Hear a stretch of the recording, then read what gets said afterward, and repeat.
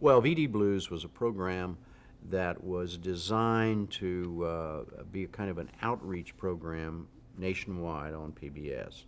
And Jules Pfeiffer and several other people wrote little skits, and they were all skits designed to uh, uh, get young people to alter their behavior in such a way they wouldn't catch VD.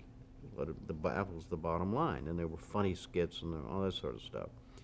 And this came within when I left Dallas to come to Washington, which was in the summer of 1972, I came as direct coordinator of news and public affairs programming for PBS, which was still a relatively new entity. In other words, not on camera or any of that. I was basically a bureaucrat in charge of of all the news, public affairs on public. Brother, there wasn't that much, but I only did this job for 8 months, by the way. But it was an interesting 8 months. But the VD Blues, I went to New York to look at it, the rough cut, and my friends who since become very close friends. Bob Kotlowitz, who was then vice president of Channel 13 in New York, WNET, and Jay Island was the president. They showed me this thing as I was the representative of PBS. Kotlowitz had called me and said, you better come up and look at this. So I looked at it, and it was brandy, or Randy, not brandy, Randy, as they say. It was direct, but it was terrific stuff. And so Kotlowitz says, well, what are you going to do? And I said, well, I'm going to get it on the air. And he said, how are you going to do it? I said, I don't know. But what I decided to do was get everybody under the tent beforehand. So I said, okay, I want this rough cut. I'm going to take it back, and I'm going to do a show it to everybody in the system. So nobody gets blindsided. Everyone in the PBS system. In the PBS system. Nobody gets blindsided. Everybody knows exactly what's coming. And if they want to raise hell, they raise hell.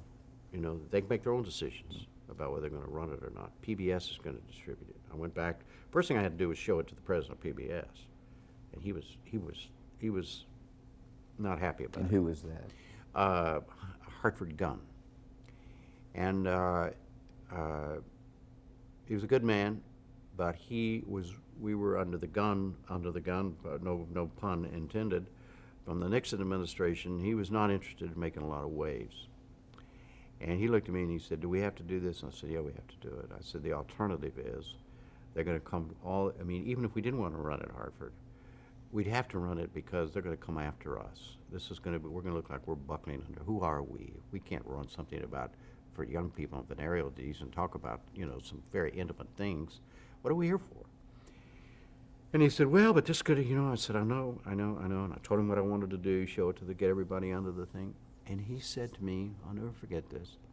He said, well, just remember, if you don't mind, it'll help down the road. This was your decision, Jim. And I said, fine with me, Hartford. If it's my decision, then we have to do it my way. He said, fine. And he walked away from it. And we did the little things and showed it around the system. And I think it was a couple of state networks in the South did not run it. But the rest of them, they all sucked it in and they did it. And they wanted to know if any changes could be made, and I said no. We had a closed circuit thing. I took phone calls. I said no, we cannot change anything. It's this way or no way. And I gave them enough notice so they could put on a local reaction show if they wanted to, and a lot of them did. They had doctors answering phones and all of that, so the thing worked. And I hadn't even thought about it in a long time till you've now asked me. But I remember at the time being very proud of, first of all, of the way we went about it, but I'm very proud of our system, the public television system, because there was a lot of assumptions that these people would run, when it got, and they didn't. They didn't run. Even the people who didn't run the program wanted to, but there was one state system, I think it was Mississippi, they had a state law that forbid that kind of thing from being on the air. Mm-hmm. But this is broadcast television. Exactly, it was broadcast television. This wasn't cable or any of that.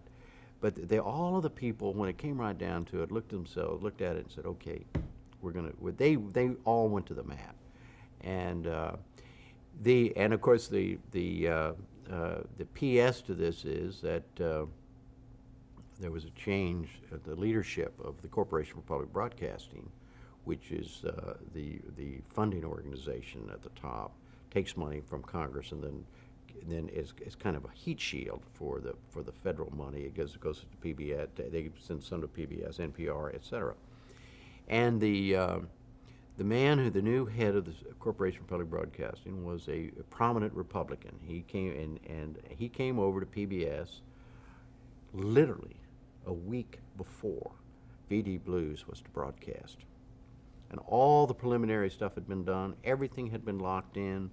All of there were all kinds of printed material, medical material that had gone out all over the country. There had been great publicity. The TV critics loved it. They had all looked at by them. I mean, we're ready to go. Everything is, and this guy comes over with his entourage and to meet Hartford Gunn and to meet all of us. And we're in a conference room at PBS. And he says, well, now, how did this VD Blues program come about? Why are we broadcasting? Why are you broadcasting this a week from now? And Hartford Gunn said, well, this was Jim's decision. And, you know, I didn't even mind. It gave me great pleasure. I was delighted that he gave me the responsibility. And I sat there, it took me 10, 12 minutes. I laid out to this guy exactly why we did it and how we did it. And he said, fine. And he supported us. And everybody was, see, here again, you always, if you expect the worst, and we expected the worst in this guy. And these were Nixon appointees, Absolutely right. And he was catching hell. That's why he was there. And they said, hey, come on, you're going to let these people do, you know, a bunch of, you know, those old whatever they are over there. And he came and he listened. He was the president of the Corporation for Public Broadcasting. This would have been in 1972, 73.